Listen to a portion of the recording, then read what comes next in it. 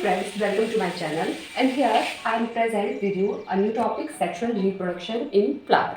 Okay, तो parts of flower या हम कह सकते हैं कि sexual reproduction in flower को discuss करने के लिए here we have taken the flower of hibiscus as you can see in my hand. Okay, I have made its structure in this whiteboard. Sorry, you can see there. Hibiscus flower is made up of four essential parts. The first one is calyx, second is corolla, third is androecium, and fourth is gymnosium. Okay, androecium is the male part and gymnosium is the female part.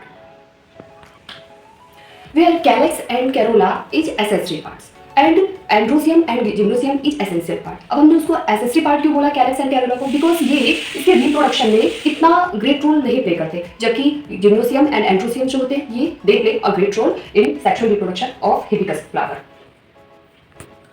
अगर हम इस flower की बात करें तो ये जो नीचे वाला सेक्शन है आप देख पा रहे हो इसे पेरिसेल बोलते हैं.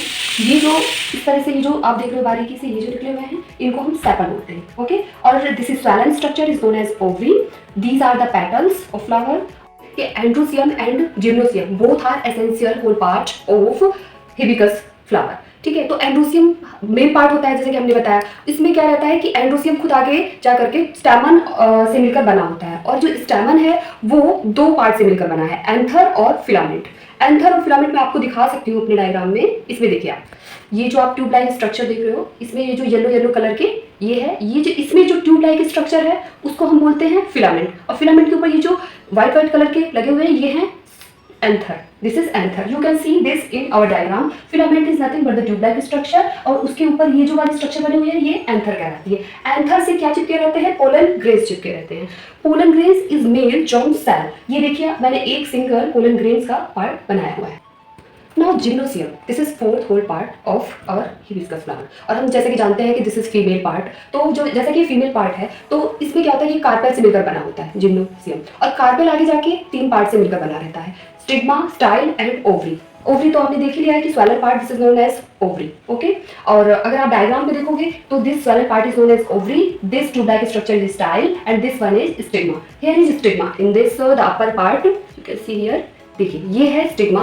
और क्या होता है कि ये थोड़ा सा स्टिकी हो जाता है जब पोलन ग्रेन्स जो कि एंथर से चिपके रहते हैं जब वो मैच्योर हो जाता है एंथर तो ब्रस्ट आउट हो जाता है. उसके बाद पोलन ग्रेन्स सेपरेट हो जाते हैं जो बाय द एजेंट्स समटाइम्स जैसे विंड्स, इंसेक्ट्स, एनिमल्स इसके थ्रू कहाँ पे आके ट्रांसफर हो जाते हैं, स्टिग्मा से चिपक जाते हैं. फिर धीरे स्टाइल के थ्रू वो ओवरी तक जाते हैं. बाकी ओवरी में आगे के डिफ्यूजन प्रोसेस टेक प्लेस होती है. अब डिपेंड ये करता है कि ये जो पोलिनेशन होता है वो कितने प्रकार का होता है. This is of two types. One is self pollination and another is cross pollination. जब एंथर मैच्योर होता है इसके जो पोलन ग्रेन्स होते हैं वो by the winds, by the agents जैसे इंसेक्ट या एनिमल्स के द्वारा सेम फ्लावर के स्टिग्मा पे जाके अटैच होते हैं. Then this process is known as self pollination. But in case same species के अनदर फ्लावर से जाकर के जब ये पोलन ग्रेन अटैच होते हैं then this process is known as cross pollination. तो फ्रेंड्स ये था पार्ट ऑफ फ्लावर. ये था हमारा फर्स्ट पार्ट जिसमें हमने हिबिस्कस फ्लावर के पार्ट्स को भी डिस्कस किया और इसके रिप्रोडक्शन सिस्टम को भी डिस्कस किया. अब हम आगे वाले पार्ट में या मेरी सेक्शन बी वाली जो वीडियो आप देखेंगे उसमें हम रोज को डिस्कस करेंगे. Rose is also a bisexual flower and we will discuss how the reproduction take place in rose. तो उसके लिए आप बने रहिए. आई होप दिस वीडियो आपको पसंद आई होगी एंड मैं वीडियो के साथ आपके साथ प्रस्तुत होंगी. Thank you.